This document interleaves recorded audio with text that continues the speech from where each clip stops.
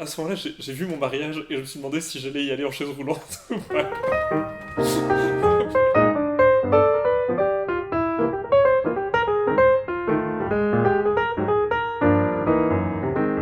Ah mais la musique c'est les parents, donc c'était quand j'avais 4 ans, je pense, quelque chose comme ça, ma grande sœur en faisait déjà, mon père était flûtiste, et donc ça faisait un peu partie de l'éducation familiale, y compris chez mes cousins, etc. Tout le monde faisait un instrument, quoi.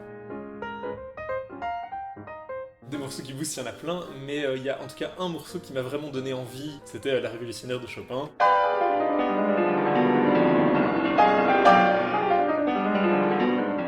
C'était stupide parce que voilà, j'avais entendu des gens qui la jouaient, des gens plus âgés. Moi je trouvais que ça en jetait plein la vue, et voilà, j'étais petit, et ça je me souviens que je m'étais dit, tiens, voilà, j'ai vraiment envie de le jouer, quoi.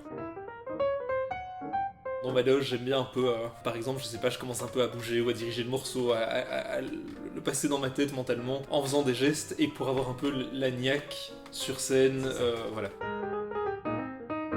Bon, je dirais, bon, la rencontre de mon épouse, évidemment, qui est pianiste, que j'ai rencontré en concours de piano. Voilà, s'il fallait évidemment en citer qu'une, mais après il y a des rencontres de professeurs. Il y a eu Vassili Lobanov, qui était un grand pianiste russe, compositeur aussi, qui était mon professeur à Cologne. Puis il y a eu Claudio Martinez-Menher, qui est un pianiste espagnol. Et c'est chaque fois des gens qui changent la manière d'entendre la musique, ce qu'on attend de la musique aussi, et en fait, qui changent la relation à la musique, simplement. Oui, en tout cas des centres d'intérêt. Je suis un gros lecteur, donc je lis vraiment énormément. J'étais aussi un peu un passionné d'histoire, et puis je lis sur des sujets un peu variés, parfois des choses aussi de psychologie, ou un peu de tout en fait. Après, il y a beaucoup de choses qui m'intéressent, mais un peu comme dilettantes, quoi. Par exemple, j'ai fait un peu de prestidigitation aussi. Je fais du foot, je suis vraiment nul, mais j'en fais avec beaucoup de bonne volonté, avec Alberto effectivement.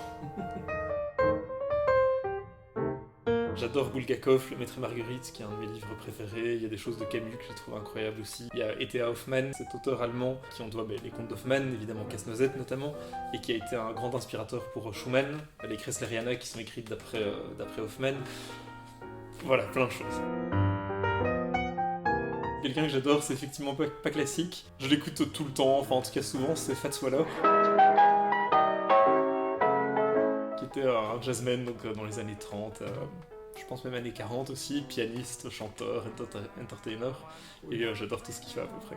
All by myself, no one to walk with, but I'm happy on the shelf. Je faisais un concert dans un château en Bourgogne quelque part, et donc on m'avait mis là en matinée pour répéter, et puis les gens partaient, et j'avais là jusqu'au soir pour travailler avant le concert. À un moment, je sais plus pourquoi je voulais sortir du château, je sais pas très bien, je vais dans le parc, je sors du château, pour 1 heure, et puis je veux y retourner, quoi. Sauf qu'il n'y avait plus personne, ce que je n'avais pas bien compris à ce moment-là. Je me retrouve face à ce grand portail, et je me dis, bon, je vais pas rester dehors jusqu'à ce soir, il n'y avait plus personne, donc bon, voilà, je me suis dit, on va l'escalader, quoi. Et en fait, c'était un peu un vieux portail ancien avec une sorte de plateforme, avec une pierre, une grosse cloche, une autre pierre au-dessus, et je me suis retrouvé au-dessus, assez facilement, sauf que de là, impossible de redescendre, quoi.